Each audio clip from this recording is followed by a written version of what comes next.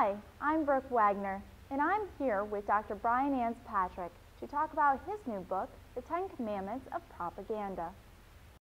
We're going to discuss the book in a series of short episodes, one for each commandment. Now I'd like to introduce you to Dr. Brian Ans Patrick, the author of The 10 Commandments of Propaganda.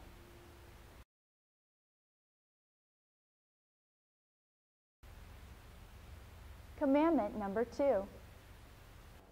Okay, regarding the second commandment of propaganda, reflect the beliefs and values of the audience. It's probably easiest to talk about this, give you a definition by way of example, an historical example. Everybody knows about Adolf Hitler and Nazis and anti-Semitism. Adolf Hitler did not invent anti-Semitism. In fact, he was not even one of the particularly vicious proponents of it. You'll find that Adolf Hitler used pre-existent anti-Semitism, European values that had been around for at least 1,000 years. The Jews were unpopular. They were regarded as foreigners. They were regarded as Christ killers.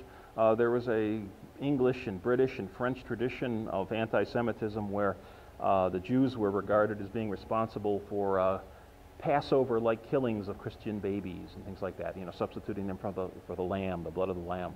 So the Jews were, there's a lot of folk beliefs blaming Jews for all sorts of crimes, magic. They were even blamed for the Black Plague. So when Nazism, when Adolf Hitler starts blaming the Jews for the economic and cultural woes of Germany in the 1930s and so on, he was drawing on a rich vein of hatred and so on that was already there. And it was almost like a button that he could push, and push it they did. They sort of refocused it. They used the Jews to, they blamed the Jews for the spread of world socialism.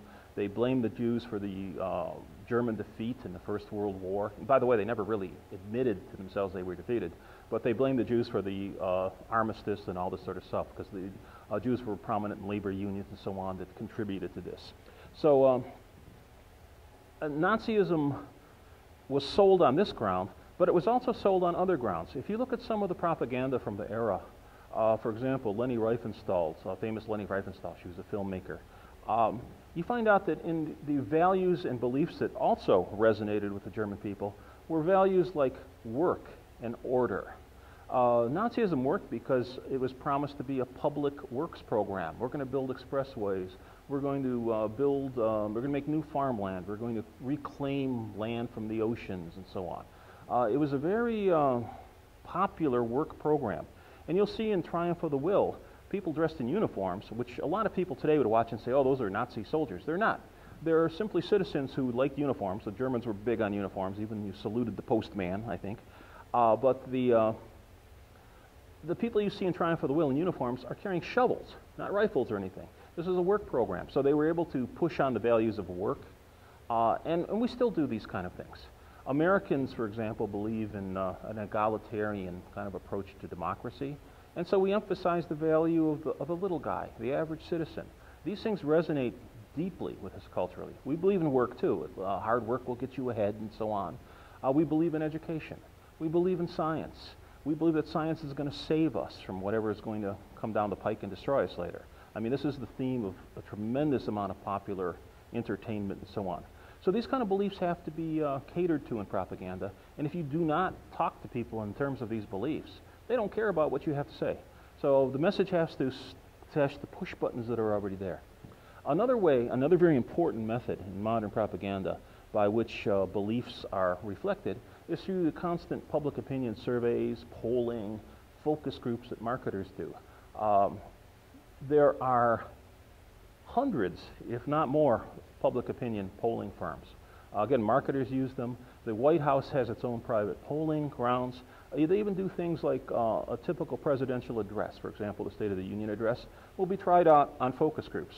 And they'll try different lines and different themes, different versions of the speech and so on, until they find the one that the focus groups of their intended voters, people that they're most interested in influencing, until they find the hot spots. I'll give you a very cold-blooded example as a last example in this little vignette.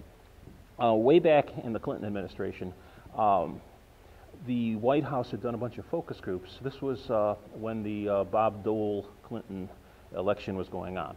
And they were trying to appeal the White House to the White House voters. And they found out that the voters, who tended to be urban Democrats and so on, of course, voted like Western recreation.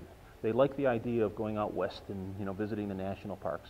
So that year, the Clinton family vacationed in Yellowstone. Now this is cold-blooded indeed. When you plan your family vacation along as a result of focus group results. In fact, it's my own personal opinion. I might be moving beyond what I actually know here. I even think they got a cat because people like animals. Because you notice after the Clinton administration was out of office, they also got rid of the cat pretty much immediately. Thank you very much.